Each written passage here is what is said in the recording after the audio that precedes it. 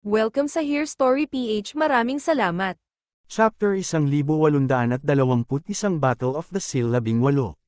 Namula ang mukha ni Gu Qingqing at bumalik siya sa kanyang mapaglarong anyo sabay. Sigaw ng may inis, hindi mo ba ako pwedeng papasukin kahit sandali, dahan-dahan niyang. Iniunat ang isang daliri at inilapit sa kanyang mga mata. Hindi. Agad na tumanggi si Yun Xiao, maliban na lang kung iiwan mo ang katawan ni Yun Xiang doon. Palang natin ito pwedeng pag-usapan. Biglang nagpakita ng hirap na ekspresyon ang mukha ni Gu Qingqing. Umismid si Mo, ang holy artifact ay may sarili nitong piniling host, hindi mo ito mapipilit kahit. Ibigay pa niya sa'yo, hindi mo rin kakayanin ito, huwag na nating sayangin ang oras, sumama ka. Nasa akin. Medyo kumalma siya nang makita niyang inilabas ni Yun Xiao ang isang Saint Artifact. Hindi lang dahil sa lakas ng Saint Artifact mismo kundi pati na rin dahil wala siyang tiwala na kaya niyang talunin ang tatlong nasa harapan niya. Ang totoong pakay lang niya ay ang Buddhist Demon Sacred Art at ayaw niyang pumasok sa walang saysay na labanan, lalo na't maraming hindi inaasahang maaaring mangyari sa labas. Kung mauwi man sila sa matinding laban at parehas silang masubitan at mawala ang bakas ng Buddhist Demon Sacred Art, kanino pa sila magrereklamo? Umismid si Gu Qingqing, Little Kangkang, ilang taon ka na ba, hindi mo talaga alam ang lawak ng langit at lupa, nakakatawa na nagtangka kang bigyan ako ng payo noong pinag-aaralan ko. Palang ang mga Saint Artifact ni lolo mo hindi pa ipinapanganak. Muling bumangon ang pagpatay na aura ng referee mula sa sagot niya at pinilit niya itong supulan, sabay sigaw, tama na ang pag-aksaya ng oras, sumama ka na.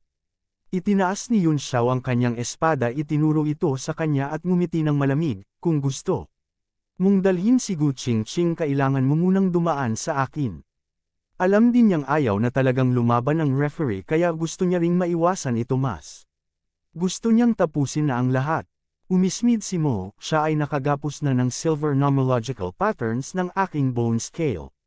Blades, walang paraan para makatakas kung hindi siya sumama sa akin, unti-unting hihinaang kanyang lakas hanggang sa tuluyang bumagsak ang kanyang pundasyon at mawala ang kanyang martial daw. Nabahala si Yun Xiao dahil ang silver pattern ay kahawig ng runes ng Chains of Law at hindi niya matansya ang tunay nitong kapangyarihan.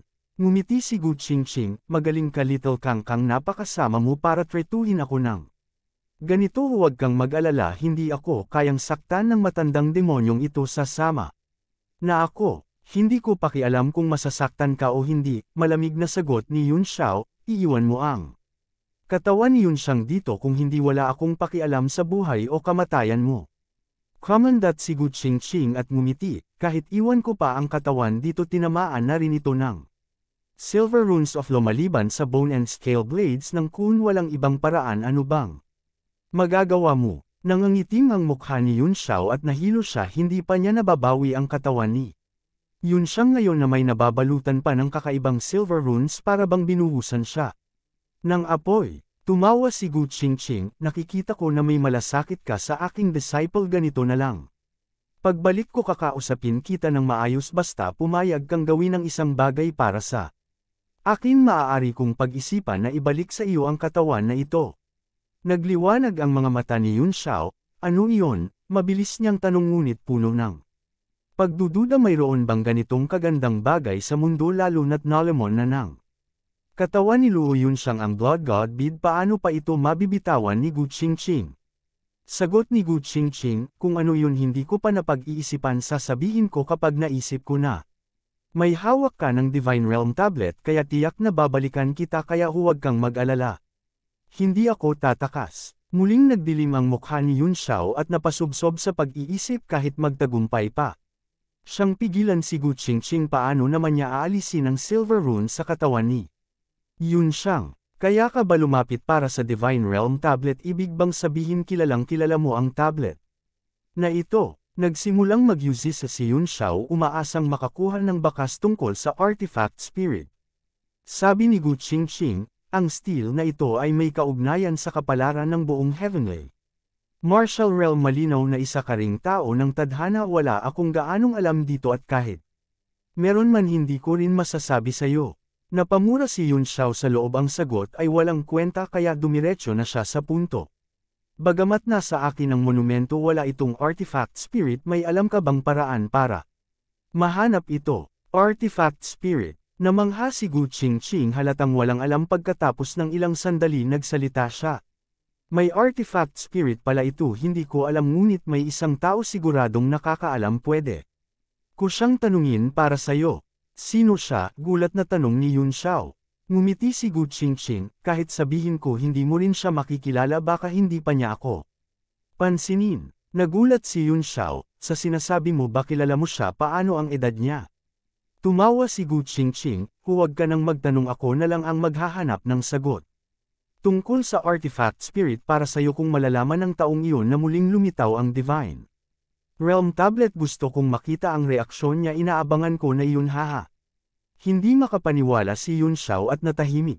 Umismid si Mo, huwag kang magbunyi agad kapag hindi natin nahanap ang Buddhist demon. Sacred art ikaw ang unang iiyak. Medyo nabahala si Yun Xiao dahil ang tunay na Buddhist demon sacred art ay nasa kanya. Tumingin siya kay Gu Qingqing na parang nagtatanong. Ngumiti si Gu Qingqing at umiling hudyat na hindi siya mapapahamak. Sige, wika ni Yun Xiao, kung talagang gusto mong sumama hindi na kita pipigilan at naniniwala. Akong babalik ka pero may isang kondisyon ako kay Lord Mo kailangan mong bawiin ang Demon Army sa labas. Nagbago ang ekspresyon ni Mo at malamig na nagsalita, bakit ano ang karapatan mong ipatigil? Ang aking hukbo, walang dahilan, sagot ni Yun Xiao, sa lakas mo paano ka magiging mas mababa kay Shang? Baka nga ipinadala mo lang ang iyong clone para lituhin si Shang kapag nagpatuloy pa sa labanan ng 3,000 Demon Army magiging pabor sa iyo kung mababawasan ang casualty. Sandaling nag-alinlangan ang mukha ni Mo ngunit bigla siyang tumawa ng malakas, haha dahil nakita mo na hindi ko na itatago balak kong maging hari ng lahat ng hayop pwede akong umatras pero kailangang tulungan ninyo akong alisin sina Shang at Huang. Nabahala si Yun Xiao at tumitig sa kanya, sigurado ka bang gusto mong patayin ang dalawang? Iyon ngayon, kumislap ang pagpatay sa mga mata ni Mo, hindi ko alam ang tunay na lagay ni Shang ngayon. Nahawak niya ang armillary sphere kung may pagkakataon syempre aalisin ko siya. Kung magsasalpukan sila sa labas at parehong masugitan may pagkakataon tayong alisin ang isa sa pinakamalaking kaaway, wika ni Yun Xiao si Shang ay tinik din sa kanyang lalamunan. Boom! Habang nag-uusap sila biglang yumanig ang lupa parang may matinding puwersang tumama. Mula sa labas at kumalat sa buong espasyo ramdam ng lahat ang sobrang lakas nito.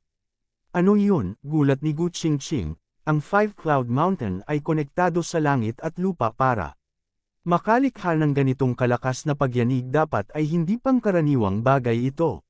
Nasa kalamangan dapat sina Shang at ang aking mga tauhan, seryosong sabi ni Mo, bakit? May ganitong kalaking pangyayari may nangyari ba? Nagliwanag ang mga mata ni Yun Xiao at natuwa, baka si Ten Xiaozi ang dumating. Maliban kay Cheyu nagkunot ng noo ang lahat hindi alam kung sino si Amaterasu. Maikling paliwanag ni Yun Xiao, si Amaterasu ay isa sa mga kasalukuyang pinuno ng lahi ng tao. Lumabas na tayo kung nandito si Amaterasu magiging sulit ang laban baka doon pa lang tayo magkakaroon ng pagkakataon na alisin si Shang. Sa isip nila mahina na si Huang matapos sugatan ng execution blade ni Wei Qing malamang ay natalo na siya. Lumipad palabas ang 5 at ang buwaya mula sa Grotto Heaven. Ang mga dati nagsasagupaan hanggang kamatayan ngayon ay magkakasamang lumipad palabas ng Heavenly Abode. Sa labas nasal ayan nila ang matinding liwanag na kulay pilak nakakakilabot ang aura sa kalangitan at nagliliyab ang apoy ng digmaan nagwawala ang lahat ng Emperor Qi. Nasarurok na ng kasidian ang labanan at pantay ang patayan. Paano nangyari ito? Gulat na gulat si Mo Xin iba ang sitwasyon sa kanyang inaasahan kahit nasa kalamangan pa. Rinang demon race malaki na rin ang kanilang naging pinsala. Ginamit niya ang kanyang spirit senses at nakita niyang daan-daang demonyo na ang namatay. Malinaw na muling nagbago ang laban dati kakampi ng tao si Huang ngayon na may nakipagsanib puwersa siya kay Hui laban sa hukbo ng tao. Ang pinakamalakas na pagyanig ng enerhiya ay nagmumula sa tatlong nilalang na naglalaban. Sa himpapawid ng Five Cloud Mountain isa roon ay si siyang na nagbago sa tunay na anyo ng Bane. Hawak ang Armillary Sphere na yumanig sa buong mundo. Ngunit kalaban niya ay dalawang Divine Transcendence Experts, ang isa'y nakasuot ng berdeng robe, malamig ang ekspresyon at hawak ang gintong battle blade na walang tigil sa pagbitaw ng mga slash, ngunit lahat ay nasusupol ng Armillary Sphere. Dahil pinipigilan ng mas mataas na antas ng Profound Weapon ang Golden Saber, kalahati ng kapangyarihan nito ang nawawala kaya hirap siyang lumaban. Ang isa naman ay babaeng malamig ang anyo, hawak ng dalawang kamay ang isang bilog na Profound Weapon na kumikislap ng nakakakilabot na berdeng liwanag habang nakikipaglaban kay Shang. Bagamat dehado sila sa Profound Weapon, sobrang lakas naman ng kanilang sariling kapangyarihan kaya sa pagtutulungan nila nagawang makipaglaban ng pantay. Nagulat si Yun Xiao, kilala niya ang mga iyon si Kang Wokyong mula sa Council Office at si Tinggayo na bihirang magpakita. Ang malaking gulong na hawak ni si Tinggayo ay pamilyar sa kanya. Dating pagmamay-ari ng Ghost King ng Red Moon City. Hindi niya inaasahang mare-refine ito ni si Tinggayo sa ganoong kaikling panahon kahit medyo hindi pa sanay, nagagawa pa rin itong tapatan ang Armillary Sphere mas kapaki-pakinabang pa. Ito kaysa ordinaryong 9th tier Profound Artifact.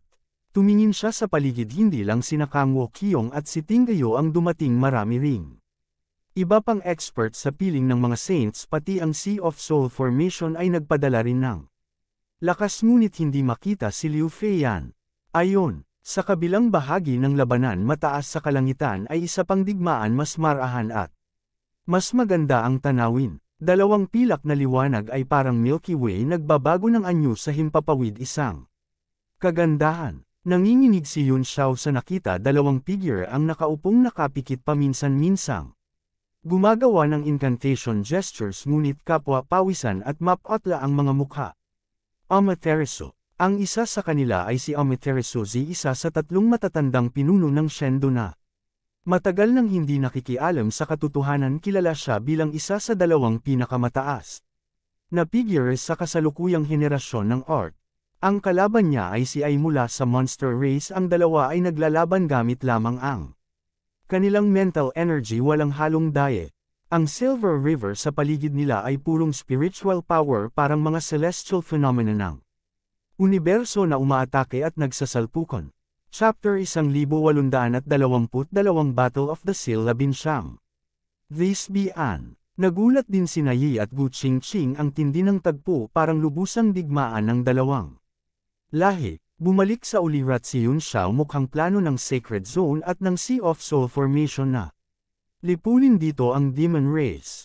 Mula nang ipinailalim ni Gu Qingqing ang Monster Race sa Five Cloud Mountain, lalo lang lumalim ang puot ng dalawang lahi, pero mahina noon ang Monster Race kaya nagtimpi saka lang sila naglakas ng loob. Ngayong nasa bingit sila ng muling pagbangon kaya sumabog ang alitan. Wika ni Yun Xiao na seryoso ang mukha. Natigilan si Gu Qingqing sandali saka nagkunwaring inosente, bakit mo isinisi sa akin hiling? Iyon ng lolo ni Little Kang Kang, ako ay tumugon lang sa kahilingan nila. Ano? Tumirik ang mata ni Yun Xiao, sa 1000 taon ipinakita ka sa mundo bilang bayani ng aming mga ninuno. Kumikikik si Gu Qingqing, nahihiya ako, bakit hindi mo na lang sabihin sa lahat na ang pangyayari sa Five Cloud Mountain ay pukane mismo ng Asher Demon Clan at tumulong lang ako tuparin ang kagustuhan nila. Bobo ka ba? Napailing si Yun Xiao, sino ang maniniwala sa iyo? Pumunta ka at sabihing ikaw si Gu Qingqing, tingnan natin kung may maniniwala. Ano ang gagawin natin ngayon? Sobrang tindi ng labanan, baka mahigit kalahati ng mga master ng dalawang lahi ay narito. Nagulat din si Yun Xiao sa determinasyon ng dalawang Holy Land, 4 mula sa Holy Council ang dumating, may kasama ring Ten Jiaozi at napakaraming expert, dagdag pa sina Zuan Hua at Xinyu, at marami ring mula sa Art Garden ang sumama sa Sea of Soul Formation. Malinaw nabalak nilang pabagsakin ang demons kapalit ng libo-libong taong swerte para sa human race. Pero kaya ba talaga? Medyo nababahala si Yun Xiao, palihim niyang sinulyapan si Mo, ngunit kalmado ang mukha nito at di mabasa ang iniisip. Ang lakas ni Yi ay di bababa kay Shang, at kung sasali siya tiyak nakikiling ang timangan. Iyan ba ang kapangyarihan ng isang Saint Artifact? Kung makuha ko ang Blood God Bead, hindi Kung nakailangang mag-alala tungkol sa Saint Artifact. Sumakit ang loob ni Mo at matalim na tiningnan si Gu Qingqing. Naakit din si Gu Qingqing sa bangis ng labanan sa langit. Totoo bang magbabago ang Heavenly daw sa panahon ng Saint Artifacts? Parang nag-isa ang Armillary Sphere at ang banner patuloy na umuukit sa himpapawid ang twin axis of heaven and earth. Ang Heavenly daw ay gaya ng umiikot na gulong ng panahon.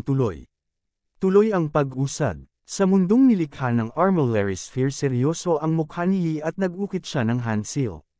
Gamit ang isang kamay, walang demonic chi sa katawan niya, puro ipon ng kapangyarihan ng sandata ang yumanig sa langit at lupa. Para siyang isang bituin sa kalawakan. Namumutla na sina si Tinggayo at Kang Wo-kyong, unti-unting napuputol ang ugnay nila sa realm of Heavenly Marshal sa ilalim ng kapangyarihan ng artifact na patuloy na sinasanib sa Armillary Sphere. Lalong lumalakas ang power of the world, sabi ni Kang Wo-kyong. Kapag tumagal pa tayo lulubog. Tayo kailangan nating ibuhos ang buong lakas basagin ang gapos at makaalis sa espasyong ito. Sige, sobrang lakas ng Armillary Sphere, matigas na sabi ni si Tinggayo. Kayang-kaya niya itong gamitin. Nang napakahusay, mukhang hindi natin siya masusupol sa sarili lang nating lakas. Umalis muna tayo, tugon ni Kang Wo-kyong. Iwinasiwas niya ang golden saber sa harap at nag-ukit ng ilang incantation gestures gamit ang isang kamay. Bumuhos ang di mabilang na puwersa sa saber at sumulpot ang mga anino ng halimaw. Umiikot sa paligid niya parang daan-daang hayop na rumaragasa. Patuloy na tumitindi ang puwersa ng talam sa loob ng ilang talampakan na yayanig ng blade light. Ang power of the world at tila babasagin ang hangin. Lumipad si Tinggayo at tumuntong sa Samsara Wheel. Umangat ang di mabilang na runes. Kumislot ang tahimik na mukha ni siyang idinilat ang mga mata at umisi. Gusto ninyong umalis? Mukhang may kahinaan pa ang paggamit ko sa Armillary Sphere. Binago niya ang hand seal at sumiklab ang gintong at pilak na liwanag mula sa mga sungay sa kanyang noo. Itinulak niya ang dalawang palad pasulong. Naging itim at puti ang dalawang sinag, umikot sa hangin na parang Tai Chi fish. Biglang bumagsak sa kalangitan at binalot ang dalawa. Nagulat si Gu Qingqing. Ang Huodo clan na Tai Chi Sky Silang Seal. Naalala ni Yun Xiao na may sinelyong wisp ng kaluluwa ni Wu Dao si Feng Yaoli sa espasyo ng kanyang kanang pupil. Malamang hindi siya nito patatahimikin.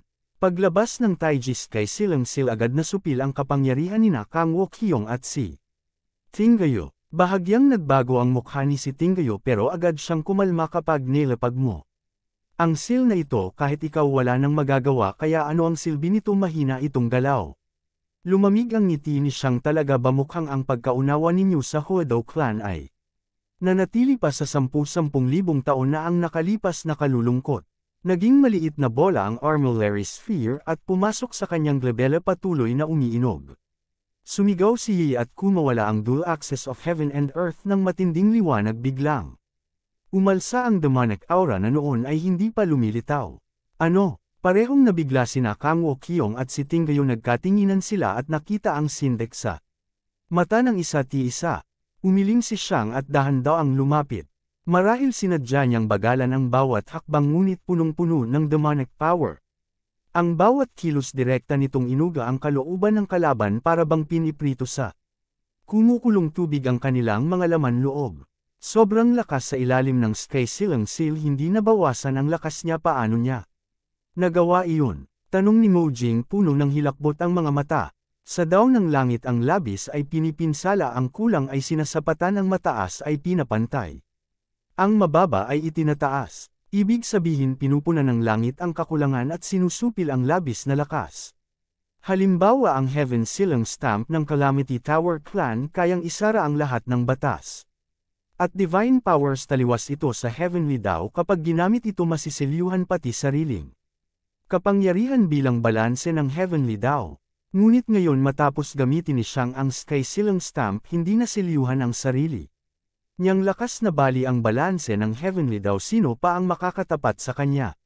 Malalim ding nag-isip si Yun Xiao. Hindi lang si Xiang ang nakabasag sa gapos ng kapangyarihang ito, pati si Feng Yaoli. Kapag di sila nakahanap ng paraan, magiging napakalaki ng panganib. Masusing minanmanan niya, umaasang makita kung paano babasagin ng dalawang mula sa Sanctuary Council ang sitwasyon. Sa sandaling ito abala sa patayan sina Black Universe Protector Zuan Hua at ang iba pang experts, hindi sila makakakuha ng kahit kaunting atensyon para tumulong.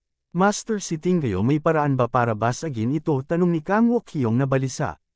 Malamig ang mukha ni si Tinggayo ngunit kumikirot ang mga mata, halatang nagmamadali rin. Kapag lubos kong nakontrol ang Great Wheel of Samsara baka ko ito mabasag, pero kulang ang oras at napakaraming profound meanings na hindi ko agad matutuhan. Sinipat ni Kang Wokyong ang laban, sa tingin ay dikit ngunit sa totoo ay dahado ang tao. Imposibleng makakuha ng dagdag na tauhan para sumaklolo, at kung meron man sino ang may kakayahang magligtas sa amin mula sa Sky Silang Seal ni Shang. Ano ang gagawin natin? Tanong muli ni Kang Wokyong na balisa. Lumapit si Shang hakbang-hakbang, sobrang tindi ng aura niya na yumanig sa puso nila kung hindi nila pinigil, malamang samuka na sila ng dugo.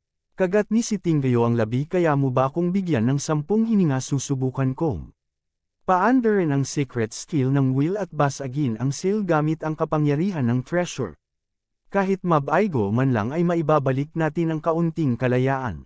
10 hininga. Nakakatawa, sa ngayon hindi lang origin power ninyo ang Seliadu, pati profound level weapons ninyo ay supol. Huwag na kayong umasa kahit isang hininga. Humalaklak si Yi, ipinamalas ang kanyang pagmamataas na iniwan ng 10,000 taon. Sa isang kisap mata nasa harap na siya ni Kang Wokyong, ibinagsak ang palad na para lang pamapalo sa langaw at daga. Tinitingnan siya mula sa itaas na may lubos na paghamak. Namuti ang mukha ni Kang Wokyong ngunit biglang kumislap ang kanyang mga mata sa isang malakas na sigaw. Sumiklab ang gintong liwanag sa harap niya, naging di mabilang na golden runes na umiikot sa langit. Nagulat si Yi, sa ilalim ng seal na sasarhan ng lahat ng divine arts dapat ay wala ng lakas ang kalaban. Nagulat din si Tinggayo ngunit agad natuwa sa isang sigaw. Mabilis siyang nag-ukit ng mga seal gamit ang 2 kamay at pinandigan ang Samsara wheel. Umalangaw-ngaw ang may itim na tunog sa paligid ng wheel, para bang dahan-daang bumubukas ang Gate of Hell. Sumirit ang berdeng liwanag mula sa wheel at kumontra sa puwersa ng seal. Napasinghap si Yun Xiao nang makita ang mga figurang lumilitaw sa paligid ng Great Wheel of Samsara. Sila ang 33 Merit Cow. Yi, this profound level weapon is a. Nagulat din si Gu Qingqing at nagsalita, the small wheel 3-phase life transformation wheel. Hindi ba ako nananaginip? Kilala mo rin ba ito? Gulat ni Yun Xiao. Ano? Sandali lamang at nakabawi si Gu Qingqing sa kaumismid noong pinag-aaralan ng babaeng ito ang Saint Artifact. Ang lolo mo ay naglalaro pa ng putik. Mas marami ang Saint Artifacts sa mundong ito kaysa inaakala mo. Ang Samsara Wheel ay nabuo mula sa isang hibla ng power of Samsara. Hindi ito saklaw ng 3 realms o ng 5 elements, kaya hindi nakakagulat kung bakit hindi ito maselyuhan ng Heaven Silang Stamp ng Calamity Tower Clan. Pero, tinitigan niya si Yun Xiao at nagduda ano ang hawak ng matandang iyon at kaya nitong kumontra sa seal. Parang pamilyar, nakabasa na ako ng katulad na tala pero hindi ko maalala. Ngayon, sumulpat ang golden runes sa mga kamay ni Kang Wokyong at nabuo ang sinaunang maha character. 3 sinag ng starlight ang bumaril at naging 3 bilog ang araw, ang buwan at ang mga bituin. Naging napakabagal ng galaw ni Shang sa ilalim ng 3 bilog, para bang tuloy-tuloy na yumiiksi ang oras. Iyan ang Cosmic Disc, wika ni Yun Xiao. Iyon ang Cosmic Disc. The Cosmic Light Plate, ito pala iyon. Muling napasigaw si Gu Qingqing, puno ng pagkagulat ang mukha at agad napalitan ng panghihinayang at selos. Galit niyang sambit, bakit ang daming magagandang bagay sa panahong ito? Sa panahon ko puro dumi ng ibon lang. Tahimik ka na nga, singgal ni Mono.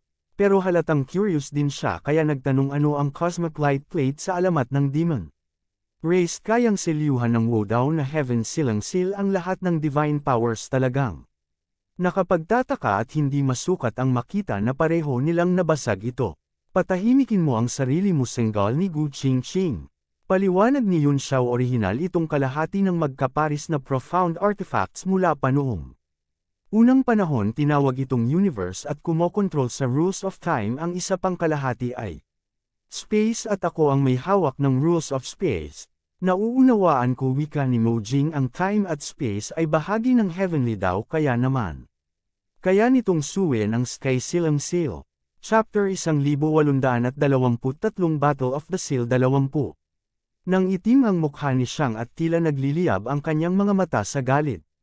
Ang atakeng inakala niyang panalong-panalo ay nauwi sa kahabag-habag parang walang hanggan ang pagbagal ng kanyang kilos at nabaluktot ang oras. Sa Great Wheel of Samsara tumawid mula sa kawalan ng isang makapangyarihang puwersa. Nagmaterialize ang 33 gongkaw at bawat isa ay nag-ukit ng hand seal. Sa ilalim ng 33 incantation seals dahan-daang nagkondensa ang Light of Reincarnation. Sumigaw si Sitinggayo at ibinagsak ang dalawang kamay sa Samsara Wheel. Boom! Bumutis sa kalangitan ang Light of Reincarnation at agad punit ang langit ng seal. 10 hininga na ang lumipas. Tuwa si Kang Wokyong na balaho siya kanina sa power ng Cosmic Light Plate ngayon na. Nabasag ang seal, bumaba ang mga batas mula sa langit at naibalik ang kanyang lakas. Bumalik sa kanya ang Cosmic Light Plate at nagbitaw ng hiwa ang Golden Saber sa tabi niya. Bang! Sumalpok ang golden ring-shaped blade sa hangin ng kamao ni Xiang at sumiklab ang gininto ang liwanag. Bumuga ng dugo si Kang Wokyong sa impact, umatras kasama ang Golden Saber, ngunit nakahinga siya ng maluwag, naglaho ang Taiji diagram na bumabalot sa langit. Pinwersa rin ni Sitinggayo ang wheel pagkaraang magkondensa ng Light of Reincarnation. Tinamaan siya ng backlash at umatras na sugatan. Kumislap at naglahong parang usok ang 33 teknik, naging berdeng liwanag. Ano ngayon kung minsan kayong makatakas, malamig na tugon ni Xiang, kahit hindi ko gamitin ang Heaven Silang Mark, pag-iisahin ko pa rin kayong pinasabog. Muling lumitaw ang Armillary Sphere at bumagsak sa kanyang kamay, umiikot ang 2-axis of Heaven and Earth at may dalawang ilusyonaryong liwanag na bumagsak sa dalawa. Nagulat si Sitinggayo at umatras, ngunit hindi nakaalpas at naipit sa loob. Nagulat si Kang Wokyong, muli niyang inilabas ang Cosmic Light Plate para hadlangan ang puwersa, saka mabilis na umurong. Umismid ang referee at hindi siya pinansin, sa halip lumitaw sa tapat ni Sitinggayo at bum-iron ng kamao. Namumutla ang mukha ni Sitinggayo, sobrang tindi ng backlash mula sa Light of Samsara, kaya hindi siya nang ahas gamitin muli ang big wheel, sa halip binuo niya ang dalawang kamay na parang bilog sa harap ng katawan. Kumikislap ang malamig na liwanag at lumipad ang six-sided meteor dart na dalawang talampakan ng haba at lapad. Boom! Sumalpok ang kamao ni Xiang sa dart at ang dati way kumukupas na mga rune at linya ay biglang lumino at nagningning, nagsilabasan ang di mabilang na rune. Ngunit hindi pa rin ito napigil ang kamao, tumama ang demonic aura sa katawan ni Sitinggayo. At muli siyang bumuga ng dugo habang umurong. Halos tiyak na ang pagkatalo ng dalawa. Nakapakunot ang noo ni Yun Xiao, malinaw sa kanya ang sitwasyon kapag bumagsak ang dalawa, mababasag ang pagkakapatas at wala nang makakatalo kay Xiang, mangangibabaw na ang isang panig. Abala si Black Universe Guard na nakipagtalaban kay Desolate, kaya wala man lang puwang para kumawala. Sina Zuanhua ang puwersa ng Sea of Soul Formation at si Wei Shishi ay nilalamon ng Demon Army. Patuloy ang pagdami ng casualty. Nagkaisang kumilos ang dalawang Holy Land, ngunit ganito pa rin ang bagsak, delikado ang kalagayan. Kita rin ito ni Gu Qingqing at wika niya, Little Kang Kang, hindi ba gusto mong agawin ang posisyon ng Demon Emperor? Kung makipagsanib puwersa ako sa human race ngayon, baka kaya panating supulan siya. Kapag nawala ang tsansang ito, baka napakahirap ng bumalik. Sok, matandang bruha, lalakoan mo pa ako para kumilos ayon sa IQ mo. Sarkastikong tugon ni Mo, ang pag-agaw sa posisyon ng Demon Emperor ay malaking bagay. Hindi ba malaking bagay din ang pagdurog sa human army? Sa tingin ko may lakas pang natitira ang tao. Kapag nagpumiglas sila, baka masugitan nila ng malubha si Xiang sa kako. Ipaghihiganti ka. Nanood siyang malamig, naghihintay mag-ani ng benepisyo. Hindi makasagot si Gu Qingqing, lumingon siya kay Yun Xiao, Little Lover, bilisan mo at tawagin ang army mong 30,000 mula sa Divine Realm Tablet at walisin silang lahat. Itim ang noo ni Yun Xiao at may sama ng loob. Kung may 30,000 troops, ako magpapaloko pa ba? Ako sayo, hehe. Tawa ni Gu Qingqing, kung ganoon, ano ang gagawin natin? Papanoorin mo bang lipulin ang aking mga kapwa lahi? Sok, hindi ko akalaing matapos ang 1000 taon magiging ganito Kababasag ang human race, nakakahiya ka sa akin. Ang susi ngayon ay narito si Mr. K. Wika ni Yun Xiao kung ilalabas ko lahat ng kaibigan ko mula sa Divine Realm tablet baka ko mapigil si Xiang pero si Mr. Huang ang makikinabang at baka ako pa ang mamatay kung kaya mong pigilan si Mr. Huang ako ang susupol kay Xiang. Nalilito si Gu Qingqing tingnan mo ang kalagayan ko ngayon kaya ko bang supulan si Little Kang Kang. May isang tao na kaya sagot ni Yun Xiao kaya niya. Sino nagulat si Gu Qingqing? Ang Divine Firmament Palace wika ni Yun Xiao dahan-dahan at malinaw ang bawat salita. Kumislap ang gulat sa mga mata ni Gu Qingqing hinampos niya ang sariling ulo paano ko siya. Nakalimutan itinaas niya ang tingin sa Five Cloud Mountain at napabulong kung siya man kahit. Di man niya matalo si Little Kang Kang kaya niya itong supulan. Nag-iba ang mukha ni mo at mariing umungol walang galang binaliwala ninyo ang presensya ko. Ngumiti si Gu Qingqing hindi namin binaliwala natatakot lang kami kaya maingat kami. Sa tingin ninyo papayagan ko kayong ituloy ang gusto ninyo umismid si Mo. Lady Gu Qingqing wika ni Yun Xiao pumunta ka at palayain si Hongyan ako ang hahawak sa kanya. Iwinasiwas niya ang kamay at isang kidlat ang bumulusok kay Yi. Nanipit ang mga mata ni Mo hindi ka talaga pwedeng hayaan mabuti at sinimulan mo na ang paghahanap ng kamatayan. Sina Cheyu at Bame Ingnan ay nagtaas din ng mahahabang espada at kinulong si Yi mula kaliwa at kanan handang umatake anumang oras. Ngumisi si Yun Xiao plano ito ni Mr. Ke gusto mong maging Demon Emperor at sabay saktan. Ang amin walang ganitong ginhawa sa mundo may nagsabing sinaunang sage na hindi mo pwedeng makuha ang dalawa kapag narito si Hongyan hindi mo makukuha pareho. Bahagyang nagbago ang mukha ni Mo aminado siyang may ganoong balak siya. Hindi pa niya nasaksihan ang tunay na lakas ni Ku Hongyan ngunit bilang master ng Divine Cloud Palace tiyak na lubhang mahirap siyang katunggali. Kapag tumaob ang tao sa huli at mawala sa kanya ang pagkakataong umakyat bilang Demon Emperor tunay siyang mapapahamak. Kumikilos na tila natigatig ang referee sa palagay mo ano ang dapat nating gawin. Magkaisa tayo at patayin si Xiang ikaw ang Demon Emperor ako ang sasadyap sa lahat. Mahirap kumbansihin ang madla kung mag-aaway kami sa gitna ng katarungan ng dalawang lahi tugon ni Mo Buyo. Ang nagwagi ang hari ang natalo ay bandido sagot ni Yun Xiao na nakangiti tanging ang panalo. Ang nakakakumbinsi sa lahat papatayin mo si Xiang supulan si Huang at pag-isahin ang Demon Race pagkatapos ay pwede mo kaming labanan muli huwag mong isipin na dahil lamang sa may kalamangan kayo ngayon ay tiyak na panalo na kayo kung hindi ako nagkakamali may paparating pang reinforcements mula sa dalawang Holy Land kapag dumating iyon lulubog sa kumunoy ang laban at walang makakaalis sa likod ng aming lahi ay ang walang hanggang Heavenly Martial Continent na hitik sa powerhouses talaga bang ipupusto mo ito Mr. Ke? Bahagyang tumanggo si Gu Qingqing at seryosong wika tama ang aking little lover tanging. Mapayapang pakikipamuhay ng dalawang lahi ang tamang landas sinumang nagnanais na. Lipunin ang kabila hindi lang iyon panaginip ng hanggal kundi lulubog din sila sa walang katapusang kumunoy bukod pa rito mahina ang demons kahit manalo ngayon kaya ba nilang tiisin ang mga ganti ng humans sa hinaharap matagal nang may alitan ng dalawang lahi ngunit. Kailanman ay walang tunay na malawakang digmaan na direktang humanig sa pundasyon ng dalawa, at may mukha ka pang magsabi niyan sa way ni Yun Xiao kung hindi mo sana isinilid ang Demon Race sa ilalim ng Five Cloud Mountain noon hindi sana umabot sa ganitong lalim ang puot ng dalawang lahi, kung gayon kasalanan ko iyon tawa ni Gu Qingqing. Ano pang ginagawa mo rito sa way ni Yun Xiao bilasan mo at palayain si Hongyan? Sabi ni Gu Qingqing ang Five Cloud Mountain na ito ay orihinal na isang profound level weapon. Na ako ang nag-refine pero ngayon isang wisp lang ng divine sense ang bumaba sa katawan ni.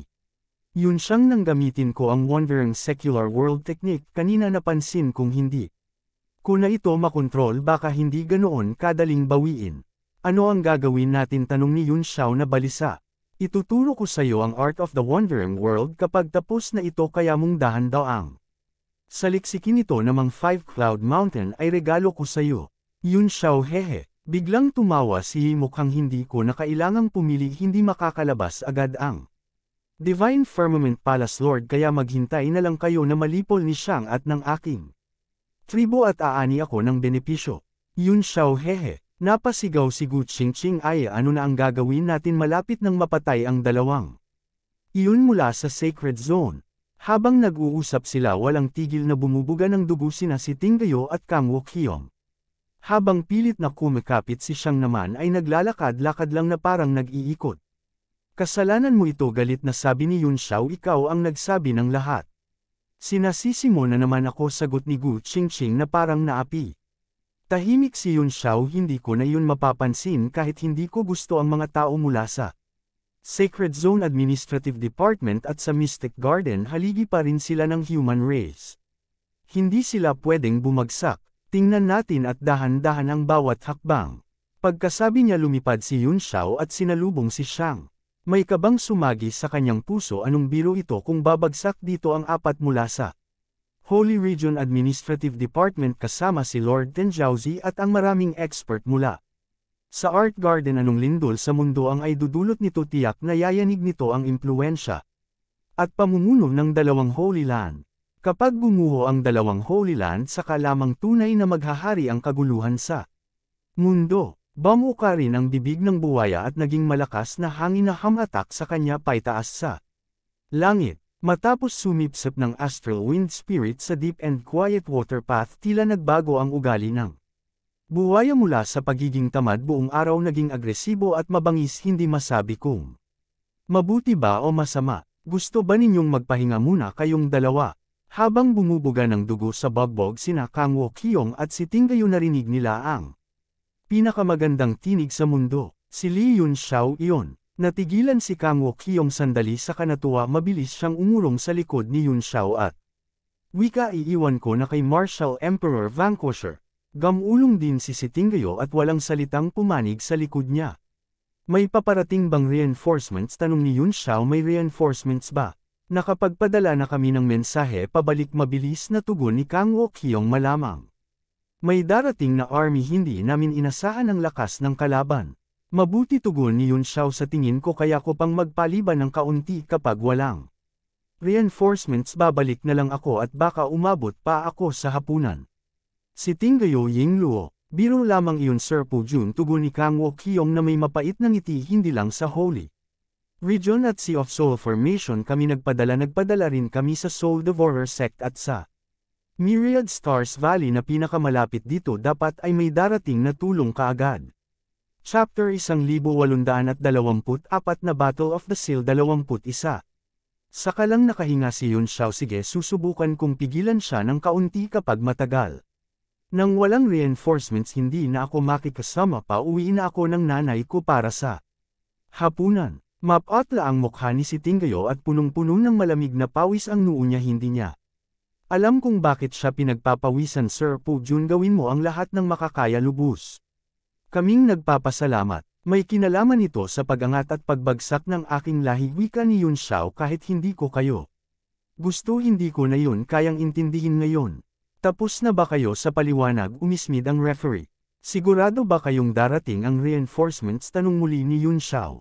Si Tinggayo Yingluo, sigurado sagot ni Kang Wokyong na may pait. Saka lang nakagan ang loob ni Yun Xiao para bang nagkaroon ng kumpiyansa na pangiti siya. Sa hukom at wika nagkita na naman tayo hindi ko inakalang ganito kabilas tayong muling magkikita. Gusto mong bumili ng oras para sa reinforcements tugon ng referee kahit hindi ko masabing. Wala nang katapat ako iilan lang sa mundo ang makapagliligtas sa inyo higit sa pagpatay sa kanila mas interesado akong patayin ka. Umiling si Yun Xiao ang paghihintay ng reinforcements ay isa lang sa mga dahilan may sasabihin pa ako sa iyo ang Asher Demon Armor ay hindi kaina sa iyo at hinihintay lang niyang masugatan ka para siya ang umani ng benepisyo. Sa paanan ng Five Cloud Mountain nag-iba ang mukha ni Mo at bumulalas li Yun Xiao karapat. Dapat kang mamatay. Humalaklak si Gu Qingqing haha napakakwela talaga ng aking little lover. Nasingkit ang mata ni Xiang habang tumitingin pababa at umapaw ang kanyang killing intent. Saka siyang umisi medyo abala nga ang Asher Demon Tribe pero hawak ko ang Armillary Sphere. Kaya kung supulan ang lahat ng demonyo at muling maging Emperor hindi mo na kailangang mag-alala rito mag-alala ka na lang kung paano ka mamamatay. Zing isang access ang kumawala mula sa armillary sphere at humiwas sa langit. Nagbago ang mukha ni Yun Xiao mula nang bunutin niya ang alay shuangang hindi pa lubos na. Nakakabalik ang kanyang lakas ngunit napakalakas ng horizontal line kaya nakakaramdam siya nang kawalan ng lakas. Ito ba ang isang ganap na na-refine na Saint Weapon? Gulat si Yun Xiao sa kanya na unawaan kung bakit ganoon kadaling nadala sa pagkatalo sina Kang Wo-kyong at si Tinggayo kahit magkasangga sila. Ako na ang bahala, ang laban na ganitong antas ay hindi mo pa saklaw. Ngumiti si Cheyu at buong linas na humiwas sa hangin ang Zumi Anting S sword. Bang! Tinamaan ng akses ang espada at nang inig kumalat ang Dragon Chi ng inig ang braso ni Che. Yu na paatras siya ng isang hakbang para basagin ang impact. Bakit siya ganito kalakas? Nagulat din si Cheyu ngunit mas maayos ang kanyang kalagayan kaysa kay Yi sapagkat malaking kontra sa kanya ang bone scale blades ni Yi. Mag-ingat, wika ni Yun Xiao, huwag kang mamatay dito, abutin mo lang ang oras at hintayin ang reinforcement. Hindi nagwalang bahala si Cheyu, gawin natin ang lahat ng kaya, transform siya bilang dragon at sumugod. Walang imik na sumunod si Beifeng Nan, hawak ang espada. Umungal ang buwaya at naging talam ng astral wind. Bagamati marami pa sa Divine Realm Tablet ang maaaring tawagin ng mga wala sa Divine Transcendence ay magiging pambala lang, tanging petroleum bullfighting ang maaaring ilabas. Ngunit kaunti lang ang madaragdag sa lakas maliban kung ang Lingmu Flute, ngunit hindi iyon nasusunod sa kanyang utos. Li Yun Xiao, hindi mo pa ba nauunawaan ang sitwasyon? Wika ng hukom, ako lang ang Saint Weapon na nakapagpapalabas ng buong lakas sa loob ng 10,000 taon, sapat na ito para supulan ang lahat ng eksperto sa ibaba ng godly state.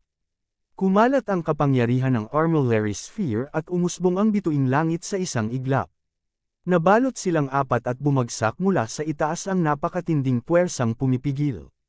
Alam ni na Kang Wo-kyong at si Tinggayo kung gaano ito kalakas kaya lumayo sila upang magpahinga at ayusin ang hininga. Kumunat ang noo ni Beifeng Nan ng alog ang espada sa kanyang kamay sa kapangyarihan ng armillary sphere at umuungol ito na susupol ng lakas ng antas. Ang dalawang espada ni Cheyu ay nagbuga ng berdeng Dragon Chi na bumabangga sa rule world ng armillary sphere. Sunod-sunod ang dagandong at lumilitaw ang anyong dragon. Lubhang mapagmatsyag ang apat. Tumawa si Yi at itinuro ang daliri pababa, stars like rain. Agad na umindayog ang mga bituin sa langit at bumagsak na tila malakas na ulan nagningning. Ang di mabilang na magandang meteor at Ram-agasa patungo kina Yun Xiao at sa tatlo. Sa isang pag-alog ng kanang kamay, itinabi ni Beifeng Nan ang Eternal Imperial Sword. Pinagdugtong niya ang mga palad at gumamit ng kakaibang K2 ng teknik upang salubungin ang Starfall gamit ang lakas ng katawan.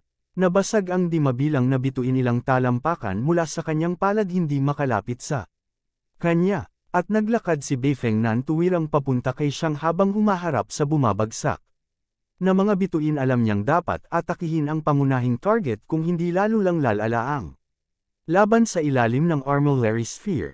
Hinati ng espada ni Cheyu ang landas at dumiretso kay siyang nag-anyong dragon at umatungal. A mantis trying to stop a chariot, 1,000 deaths, malamig na wika ni Yi.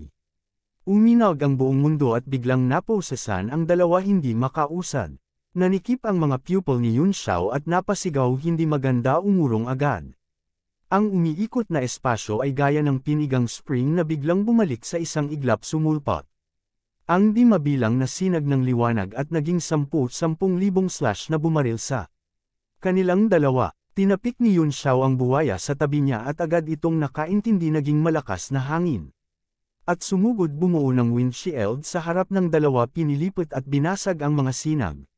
Bang bang bang. Ngunit marami pa rin ang sumuot, pinilit nilang salubungin at napaurong silang wasak suot. Mabuti na lang at matitibay ang kanilang katawan kaya hindi sila grabeng nasugatan. Mabigat ang mukha ni Yun Xiao, agad niyang inilabas ang Divine Realm Tablet at buong puwersang pinaganya. Sumulpot ang di mabilang na mga ancient character sa steel at naging mga scripture na sumayaw sa himpapawid. Biglang umalangaw ang armillary sphere na parang nakasalubong ng mabagsik na kaaway. Bumagsak mula sa itaas ang malawak na pagsupil ng weapon essence, sinusubukang supulan ang Divine Realm Tablet. Kasabay nito umalangaw din ang Divine Realm Tablet at hindi mapigil na lumipad anyong dambuhalang Jade Tablet at diretsyong sumalpok sa Armillary Sphere. Nagulat si Yun Xiao, hindi niya lubos na makontrol ang Divine Realm Tablet at natakot siyang hindi nito matalo ang kabila. Boom! Nagbanggaan ang dalawang profound level weapon at kumalat ang dalawahang kulay na liwanag, parang dalawang mundong nagsalpukan. Nagitla ang lahat at napatingin na may takot. Sinamantala ng Primordial Astral Wind ang pagkakataon, uminag ito at binalot sina Cheyu at Bing Nan. Ibinalik sila sa tabi ni Yun Xiao sa isang saglit. Maraming eksperto sa buong bilog ng labanan ang bumagal ang galaw at napatingin na darama nila ang nakapanghihilakbot na salpukan ng world power at nababalutan ng hilakbot ang puso. Nakatitig ng hindi kumukurap sina Gu Qingqing at ang hukom, puno ng pagkagulat ang mukha. Mahirap nang masulyapan ng isang Saint Artifact, paano pa ang banggaan ng dalawa mas lalong hindi pa nangyari kailanman. Nagkatinginan sina Kang Wokyong at si Tingyo na may pagkabigla, para silang malalim na iisip. Sa sandaling ito ang Divine Realm Tablet ay halos may sariling instinct na paglaban lampas sa kontrol ni Yun Xiao. Hindi niya inakalang ganito ang magiging epekto, kaya lubos siyang natuwa. Kung makakakontra nito ang Armillary Sphere, mas madali nang harapin si Xiang. Nagkunwari siyang ganap niyang nasusunod ang Divine Realm Tablet at malakas na tumawa. Haha, nagyayabang ka dahil may Saint Artifact, kapanahon na kung saan lahat ay may Saint Artifact. Nainas ang libo-libong nakikipaglaban sa tinitingnan nilang profound level weapons sa kanilang mga kamay, parang tambak na bakal lang at nakakadismaya. Unaway na bigla si Xiang, nag-alala na baka masira ang Armillary Sphere, ngunit nang makita niyang halos tabla lang sila, kumalma ang ekspresyon niya. Nang marinig ang sinabi ni Yun Xiao, nagalit siya at umatungal, kahit wala akong Saint Weapon, papatayin ko pa rin kayong lahat. Bumuga ng gintong at pilak na liwanag ang dalawang sungay sa noo ni Yi. Tumama ito sa hangin at naging malawak na lugar sa harap nila, mukhang kidlat ngunit hindi kidlat at mas malakas pa kaysa kidlat. Boom! Agad na napalipad ang apat at sumabog sa pira-piraso ang espasyong kinatatayuan nila kanina. Boom boom boom! Malamig ang mukha ni Yi at patuloy na ginamit ang kapangyarihan ng kanyang mga sungay upang bambahin sila, kaya napilitang magsipaglayo ang apat sa iba't ibang direksyon. Hindi tama, napakahina ng primordial energy ni Yun Xiao at hindi man lang siya naglalaan ng atensyon para kontrolin ang Holy Artifact. Ito ay independent resistance ng Holy Artifact. Biglang naliwanagan si Xiang, itinaas niya ang tingin sa dalawang Saint Weapon na nagbabanggaan sa langit at agad na naunawaan. Sa talento niyang ito, inabot siya ng 10,000 taon para ma-refine ang Armillary Sphere. Sa antas na ito, hindi niya paniniwala ang kayang kontrolin ni Yun Xiao ang isang Saint Artifact na kasing husay niya. May antas din sa loob ng mga Saint Artifact ang Jade Monument na ito ay nakakipagsabayan sa Armillary Sphere, kaya tiyak na pambihira, bakit hindi ko pa ito naririnig noon. Nalito si Xiang, ngunit hindi siya gaanong nabahala sapagkat habang tumataas ang antas ng profound level weapon, lalo itong mahirap i-refine. Sa palagay niya, hinding-hindi makakayang i-refine ni Yun Xiao ang Saint Weapon na ito sa buong buhay niya. Hindi ako naniniwala ang Armillary Sphere ay mana ng Demon Clan. Paano ito matatalo ng isang karaniwang Jade Tablet? Bigla siyang nag-init ng ulo, inaatake niya ang apat gamit ang kanyang kambal na sungay. Habang gumuguhit ng hand seals sunod-sunod na nagpapadala ng incantation sa Armillary Sphere upang supulan ang Divine Realm Tablet, lalong lumakas ang malawak na kapangyarihan. Sumargo sa langit ang dalawang puwersa ng mundo at tila hindi na kinakaya ng Divine Realm Tablet na sisupol ito at patuloy na kumikipot ang Light Circle. Hindi niya alam kung bakit, ngunit nakadama si Yun Xiao ng pambibigat ito ang backlash mula sa Divine Realm Tablet at agad siyang bumuga ng dugo. Agad niyang naramdaman ang malaking panganib kapag nasupil ang Divine Realm Tablet.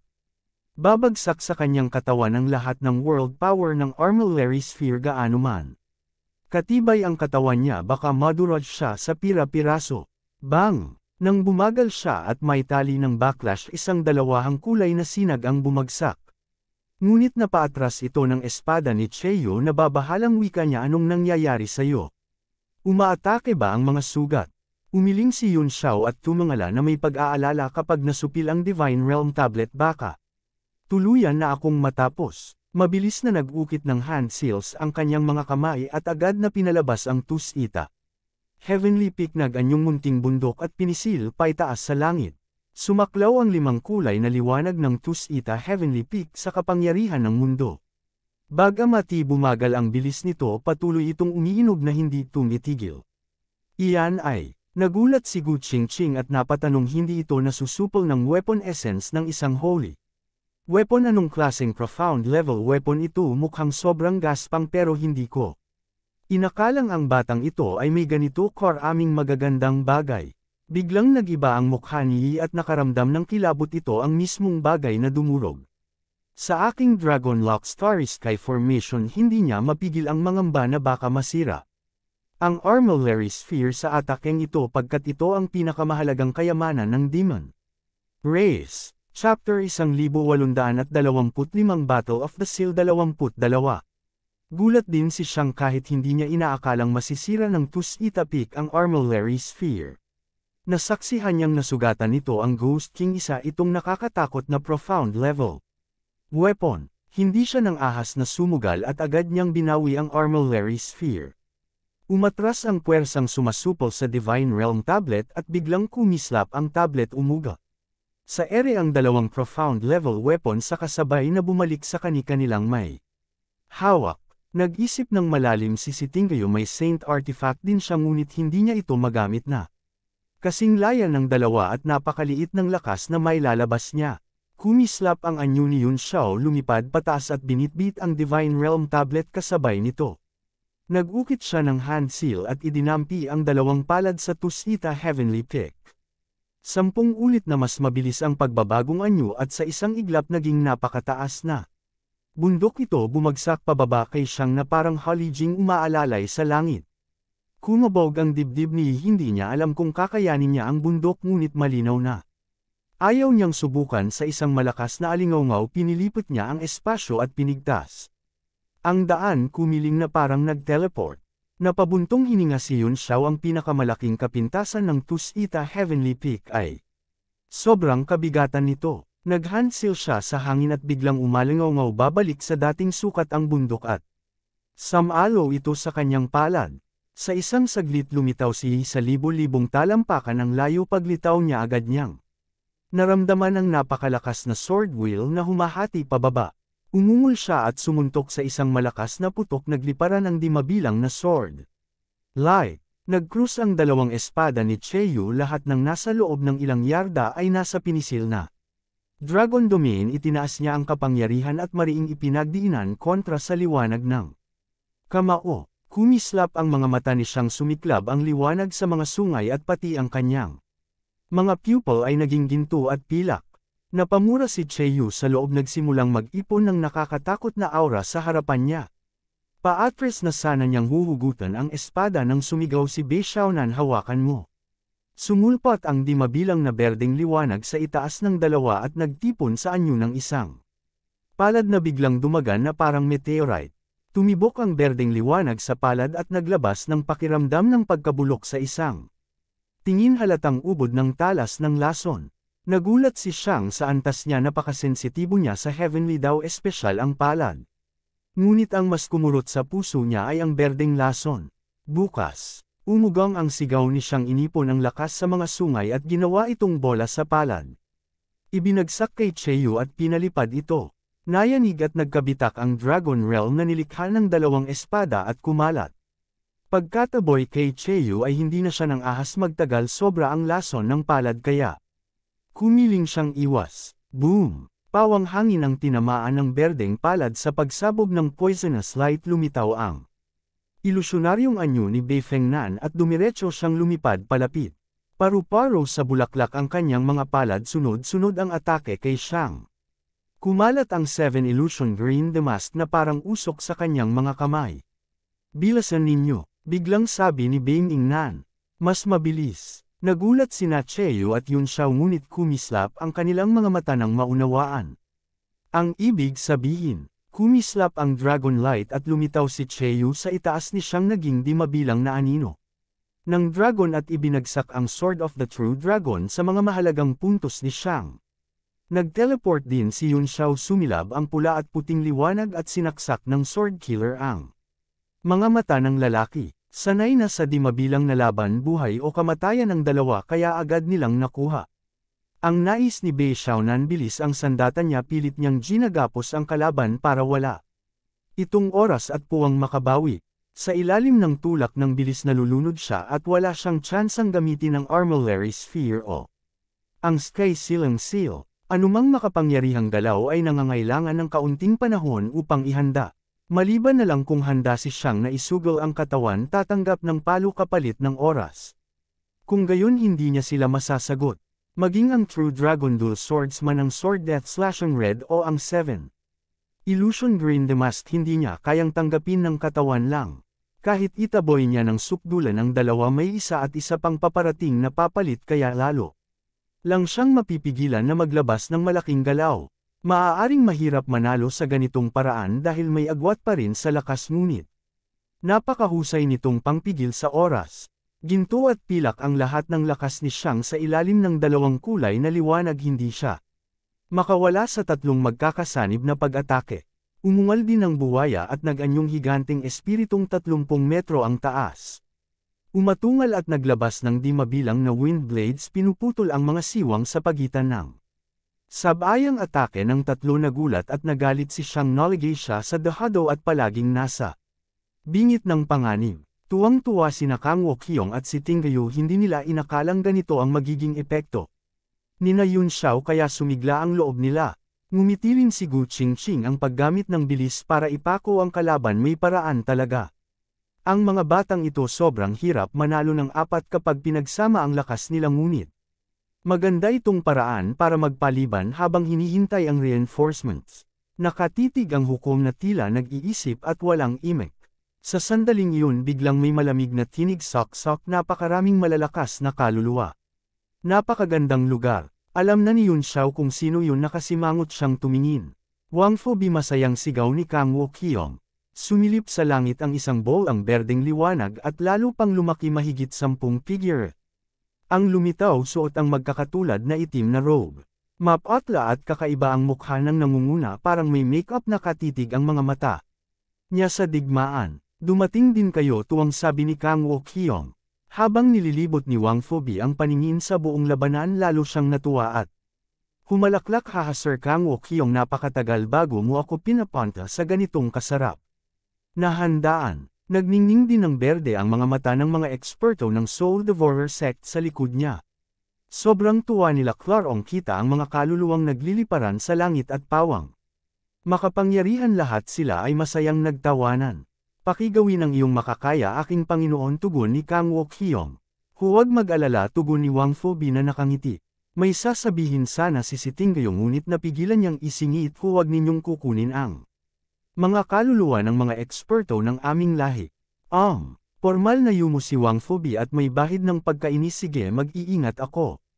Hahaha, parang nainiksyonan ng dugo ng manok ang mga eksperto ng Soul Devourer sect, sumugod sila sa digmaan at itinaas ang sari-saring Soul Devouring flags upang sipsipin ang mga naglalagalag na kaluluwa sa langit. Wala silang piniling lahi. Galit na sabi ni si Tinggayu, Lord Wang Fubi, napaka-duwag mo. Pinalo ni Wang Fubi ang kanyang noo. Lord si Tinggayu, kasalanan ko ito, hindi ko napigil ang aking mga tauhan, patawarin mo ako Lord, si babalikan ko sila ng mabigat na parusa. Naglalagablab sa galit si Tinggayu, mga eksperto mula sa Saint Realm at sa Sea of Soul Formation. Ang mga iyon, bayani nang ang nag-alay ng buhay ngayon ay ginagawang sakripisyo. Paang kanilang kaluluwa, halos sumugod na siya sa galit. Sumulpat sa harap niya si Kang Wokyong at pinigil siya, bahagya siyang umiling, hudyat na huwag padalos-dalos. Namutla ang mukha ni si Tinggayu, matalim siyang huminga at tumalikod na walang pakialam. Hahaha. Umismid si Wang Fubi at pinalaya ang Golden Speaker, saka sumugod sa labanan. Dahil sa pakikilahok ng Soul Devourer sect, nagkaroon ng kaguluhan sa arena at bahagyang gumaan ang pagkakadehado ng human race. Soul Devourer sect, nagulat din si Gu Qingqing, kumurap ang kanyang mga mata at hindi malaman ang iniisip. Lumingon siya, Little Kang, malamang magpapatuloy ang pagbaba ng Mga eksperto ng human race, sigurado ka bang kaya mong manalo sa huli? Nakapulupot ang bisig ni Mu sa dibdib, nakatutok ang pansin kay Xiang at binaliwala ang iba. At umungol kung wala ng ibang paraan mag-uuto si Xiang ng pag-atres at huwag mong kalimutan, karamihan sa puwersa ng Monster Clan ay aking tuwirang nasasakupan ang dating puwersa ni Desolate ay kaunti na lang, malamang papunta na sila para magtipon. Nagulat si Gu Qingqing kung ganoon may tiyan sa patayong lumaban, pero hindi ka ba nababahala na nauubos ang lakas ng iyong tuwirang linya? Ano ang dapat ikabahala, umismid si Mo pagkatapos ng araw na ito. Lahat ng puwersa ng Monster Race ay magiging tauhan ko. Ang lakas ni Xiang ay nasa Armillary Sphere at sa Heaven-S Seal. Bulong niya sa sarili, basta mapilitan natin siya sa puntong wala na siyang maibalik, kayang-kaya pa rin nating manalo. Nakatanggap ka ng kaliwanagan, ngumiti si Gu Qingqing. Tumango si Mo, maliban na lang kung handa siyang tumanggap ng isang palo at gamitin ang Heaven-S Seal para magbukas ng distansya. Mahirap niyang takasan ang mabilis na atake. Nakaangkop sa akin ang taktikang ito kahit mahirap sa iba. Kaya niyang hatiin ang sarili sa ilang Divine Transcendent. Bukod dito, ang Blood Escape ay isa sa pinakamabilis na movement technique sa buong mundo, kaya pinakaangkop itong ipulupot kay Xiang. Ang taktika ng tatlo ni Binging Nan ay nagpaigting ng tuwa sa hukom at nagbigay ng inspirasyon sa kanya. Biglang kumislap ang anyo ni Mo at naglaho. Nagulat si Gu Qingqing at agad na sumigaw, hindi maganda. Sumadjat-set si sa dambuhalang battlefield na parang multo sa isang kidlat ng dugo. May namatay na human expert sa lugar mismo.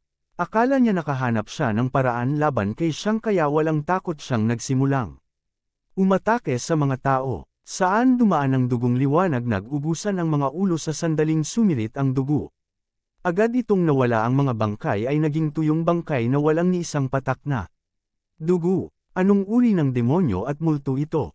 Isa sa mga inkarnasyon si Elder Hai, ang mariing bumulyaw Ramagasa. Sa harap niya ang dugong liwanag at kumalas ang makapal na battle saber sa malakas na sigaw. Bang! Nabasag ang battle blade at lumipad ang ulo ng Elder, naging tuyong bangkay ang katawan. Mahigit 10 mandirigmang tao ang napatay, ngunit hindi pa rin makita ng malinaw ang anyo ni Yi. 30% labanan at 70% pagsipsip ng kaluluwa si Wang Fubi. Kaya mabilis niyang natano na papalapit sa kanya ang dugong liwanag. Malamig siyang tumawa, naghahanap ka ng kamatayan, inihampas ang Pangu flag. Bang! Lumapit ang dugong anino at naging figure ni Yi. Biglang sumargo ang dalawang palad at tumama sa Pangu flag. Nagkapira-piraso ang di mabilang na kaluluwa. At tumagos ang puwersa ng palad sa mahabang bandila at bumulaga sa kanyang katawan. Ano? Biglang nayanig si Wang Fubi, lalong mataas ang lakas ng taong ito kaysa sa kanya. Wala ng oras para mag-isip, biglang pumasok sa kanyang katawan ang Golden Speaker. Nagsanib ang dalawang kaluluwa at agad tumaas ang lakas, naging ginto ang buong katawan niya at umatungal siyang bomb iron ng palad. Bang! Sumambulat ang dambuhalang puwersa ng palad sa battlefield at nagpagulat sa lahat. Bumuga ng dugo si Wang Fubi sa lugar mismo at napaatras ng ilang libong talampakan. Nanginginig ang katawan. Akyatin ang bundok at abutin ang tuktok.